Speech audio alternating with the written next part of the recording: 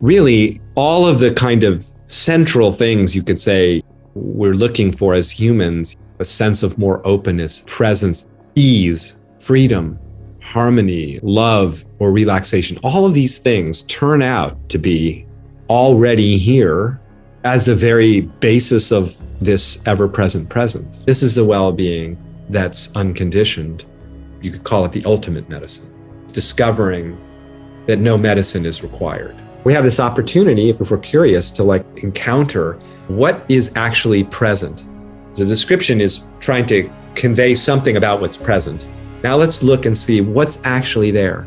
Feeling into the boundlessness of it, you don't find something that can be determined. You have infinite indescribability at the basis of every single thing that's encountered. This is where the other well-being is found, and this is the well-being that's unconditioned. In other words, it's present as equally present in sadness as it is in joy, found in this well of being, the beingness of what's here, which is ultimately infinite and indescribable and inconceivable. Encountering the infinite, bottomless nature of even the difficult human experiences, exploring their boundless indescribability. Even those states we thought of as being the absence of well-being are themselves infinitely rich, nourishing, full, and complete, and astonishingly miraculous, and enlivening and empowering. The very thing I thought was the absence of well-being from one perspective turns out to be the deepest well-being, the most profound well-being that's never absent. The sadness is here just as much as the joy is here. They share that radical, unmistakable force of beingness, the sheer presence of what's here. When you investigate whatever it is that seems to be present, you come up with infinity. You come up with the unfathomable nature of it, the natural perfection of everything as it is. We don't have to correct our experiences because their very appearance is the miracle that we're searching for. Your very existence is made of pure perfection and pure divinity and pure radiance. And you've never been apart from it because you are it. And so is everything else. And that's the great good news. That's the great relief, the great freedom of seeing that this is it, always. You're listening to the Nonduality podcast. This is Nick Hyam from nisargayoga.com. In this episode, Paul Dobson speaks with John Astin. We're typically trying to improve what's here. And what I'm talking about is let's examine what's here. Let's investigate what is the dream, what is life, rather than immediately jumping to, I want to have a better dream, a better life. It's like, maybe that better dream and the better life that I'm looking for, contrary to how I've been trained to imagine I'm going to find it, by rearranging my experiences in such a way, manipulating, controlling, regulating them in such a way so as to have a better dream. It's like maybe the well-being is found in the very fact of dreaming itself. The very fact that the moment is here and appearing is the well-being that doesn't come and go. Because it's always coming and going, as I was saying. But the creation of the moment, the emanation, the upwelling of the moment it's always here. That doesn't come and go. It's the power of life itself, the life-giving source of everything. Yeah, it's the fact that something's here.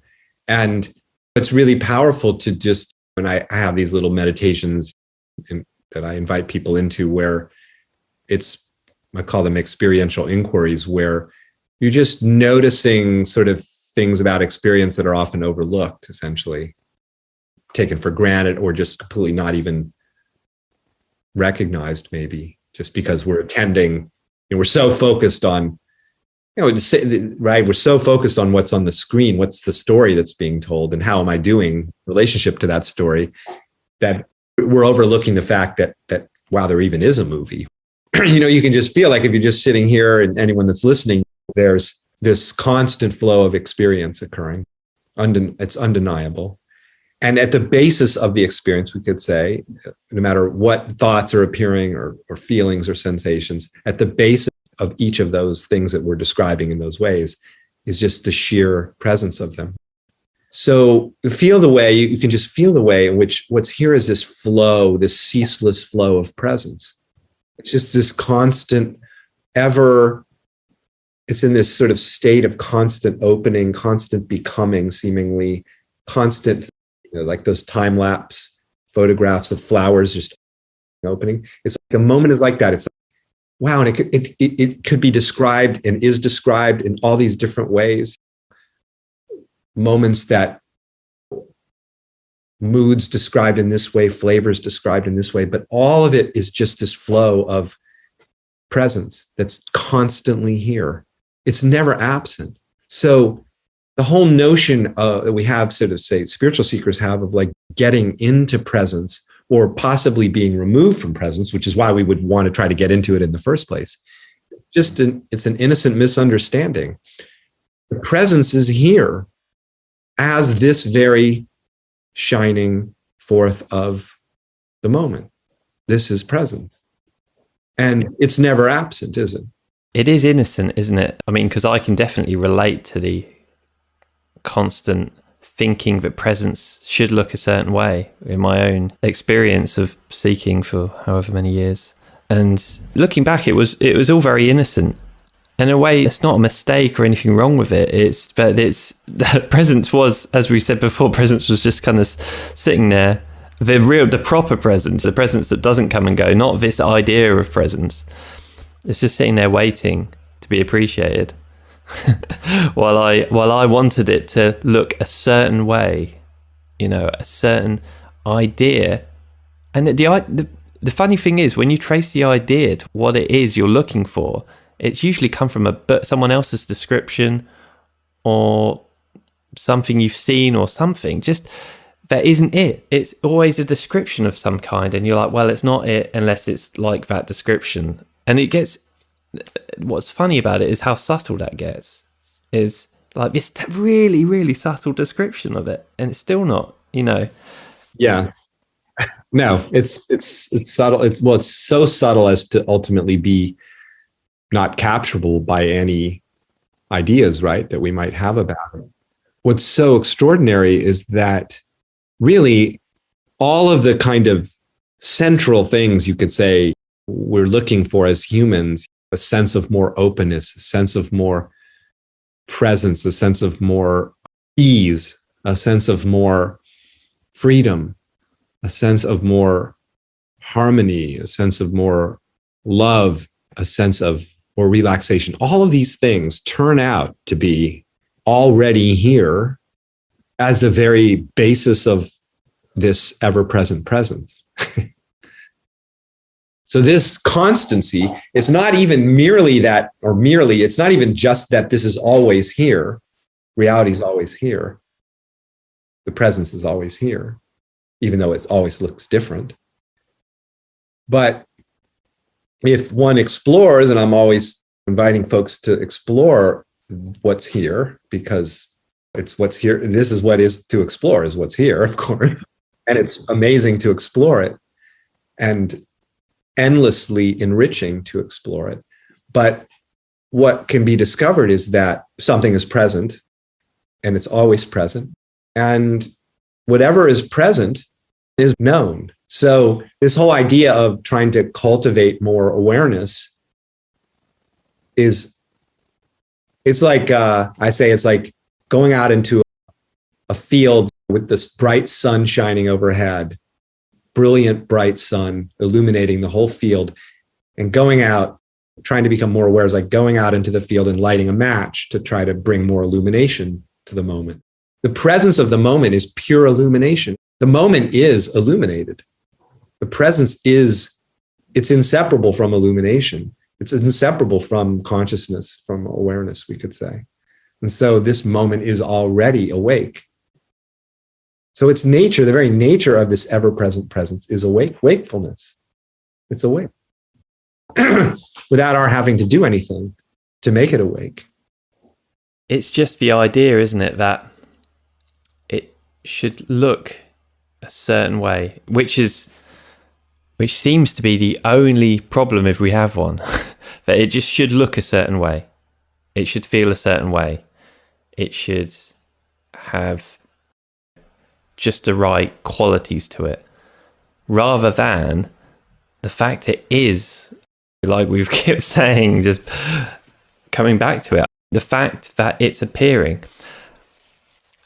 And just the interesting thing about wanting it to look a certain way is it creates the tension all by itself. It creates a tension of this isn't it, and therefore it diminishes how you're feeling in this moment, because it's not enough suddenly. Instead of this fullness that's always here, we managed to seemingly diminish it into this not enoughness. Right. A moment is appearing, and let's say consciousness is describing it as it feels insufficient somehow. It feels lacking, or it seems to be incomplete. Okay. That's an attempt to define something that's showing up experientially. But we have this opportunity, if we're curious, to like encounter what is actually present that I imagine I'm describing. In other words, the description is trying to convey something about what's present. Now let's look and see what's actually there. So here's like an example for what I'm talking about, like how I play with this stuff. So I'm sitting in the tub one evening and I'm remembering something that occurred in a relationship. And then there was suddenly this sense of this kind of sadness that just entered my system, an experience that I would describe as sadness.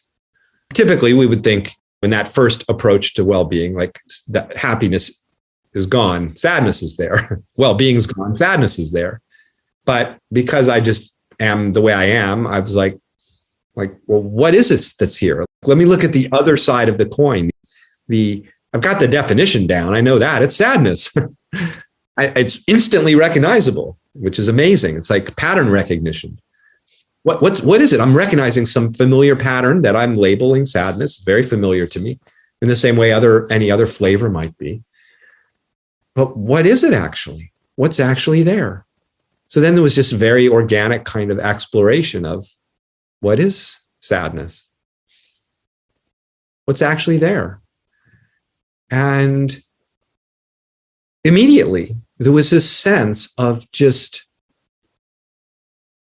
immersion in this absolute mysterious universe of, I don't even know. I can't even say. It's like little flickerings of energy and little experiential particles that aren't really particles, but what any state of mind or emotional state or mental state or any state is made of is not it's not conceivable what it's made of ultimately.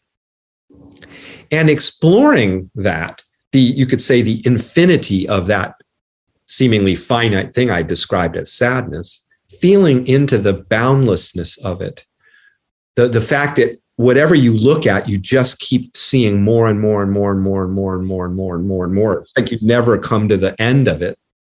And then any little part of it that seems to make up that state, you look at that little part and it's the same thing. It's just this fractal, it's never ending. You just find more and more and more detail, more and more and more depth, more and more subtlety. And it's like, well, am I experiencing sadness from one side of the coin?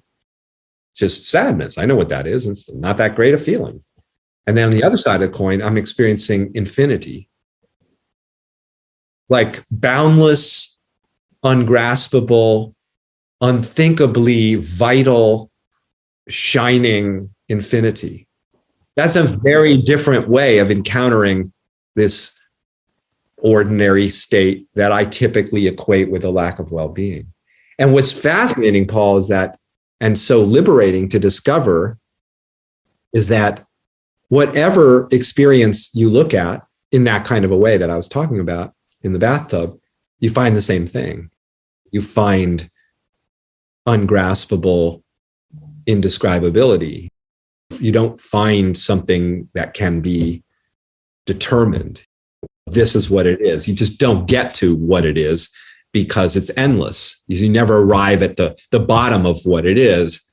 I finally arrived at my explanation for what the essence of sadness is. You never get to the essence. You just keep finding more and more. It's essenceless in a sense.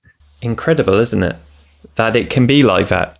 It's going in the opposite direction to what is natural. You go, sadness, okay, where's something to alleviate the sadness quickly, you know? But what is the sadness? Like, it's infinity, it's unnameable, it's ineffable, it's just wow. And sadness is kind of irrelevant, you know? The fact this feeling's there is irrelevant. But that's not just like you've done something special to make that happen. That's available to anyone that just is willing to investigate honestly, absolutely immediately investigate their direct experience of anything at all. If you investigate it deep enough, and suddenly your whole life becomes about, well, it's just like, what can I find here in the most unlikely place, thrown into the middle of infinity with any experience? Well, and you discover in that boundless, infinite nature of every experience, regardless of its conventional description, you discover yet another, you could say, common element in all experience, which is that it's pure, boundless infinity. And this discovery cuts through the standard conventional reality hierarchies that we have about this is better than that. This is, we were talking about this earlier. This is more positive. This is well-being. That's not well-being. You know, the this and the that, the way we make these distinctions at the describable, seemingly describable side of the coin of experience. But on this other side of the coin, you have infinite indescribability at the basis of every single thing that's encountered. And what's so powerful from the standpoint of our search, our human search for being at home, for feeling well-being, is that this is where the other well-being is found. And this is the well-being that's unconditioned. In other words, it's present as equally present in sadness as it is in joy. And it's the well-being that's found in this well of being, the beingness of what's here, which is ultimately infinite and indescribable and inconceivable. So I'll come back just briefly to the story. There I am in the tub, and it's like feeling the two sides of the coin. It's like these two perspectives that I can, in a sense, embody and encounter. The one side of the coin is like sadness. I feel the flavor of that. I know that flavor. And in a way, it's okay, so yeah, it's sadness. There's tears. And then without any denial or pushing away or need to reject that side of the coin, which is silly to do because it's reality as much as anything else. Why would we reject any of it? But it's got this other, you could say, dimension to it. It's more primal, whatever, ultimately inexplicable dimension, the non-narrative side of the coin. And in that non-narrative side of the coin, it's like, it's rich, and I'm going to throw words at something that has no words, but there's like something about encountering that infinite, bottomless nature of even the difficult human experiences, exploring their boundless indescribability. You encounter something quite stunning, which is that even those states we thought of as being the absence of well-being are themselves infinitely rich, infinitely nourishing, infinitely full and complete and astonishingly miraculous and enlivening and empowering. The very thing I thought was the absence of well-being from one perspective turns out to be the deepest well-being, the most profound well-being that's never absent. And that's the equalness that the Tibetans talk about of all experiences. Another way to understand it is, one thing we could say is its sheer presence, we were talking about earlier, is what's equal about all experience, regardless of its label, but also its indescribability, because this presence, unmistakable presence of what's here, if we investigate the presence of what's here, we always arrive back at this unknowability of it, even though it's here. We can't quite say what it is. But we can't deny that it's here, the sheer presence of what's here. The sadness is here just as much as the joy is here. They share that radical, unmistakable force of beingness. And yet when you investigate whatever it is that seems to be present, you come up with infinity. You come up with the unfathomable nature of it.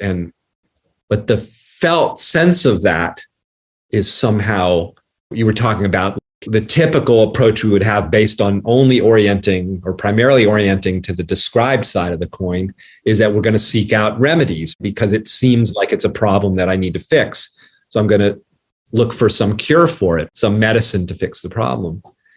Oh, fine. Again, from that perspective, it's like you have a headache and you seek out a remedy for it. You might drink some more water, get some exercise, take an aspirin, get a massage.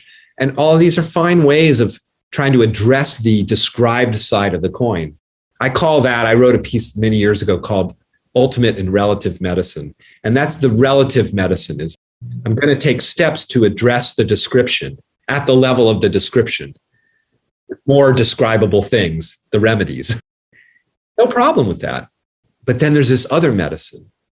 You could call it the ultimate medicine. And the ultimate medicine is discovering that no medicine is required. That's the ultimate medicine. Because what we imagine to be a problem that needs to be fixed experientially, correct our experience somehow, because there's something not right about it, turns out to be another innocent misunderstanding that, yeah, certainly from one perspective, we could say that's true, fair enough. But then there's this other perspective that we have the potential to access and discover. And this other perspective reveals, you could say that, again, as the Tibetans say, the great perfection, the natural perfection of everything as it is, which is not found in the descriptions, because the descriptions suggest that there's perfect and imperfect. It's one of the problems with the word perfection, is we think of it in terms of its opposite, which is imperfection. But the great perfection has no opposite. It's the perfection that transcends the usual distinctions we make of positive and negative, good and bad. It's transcendental. It's beyond the dualities, beyond the dichotomies. But it's perfect in its presence. It's perfect in its shining, in its radiating, in its inconceivable, infinite nature. And that can be discovered by exploring what's here outside of the context of what we think it is.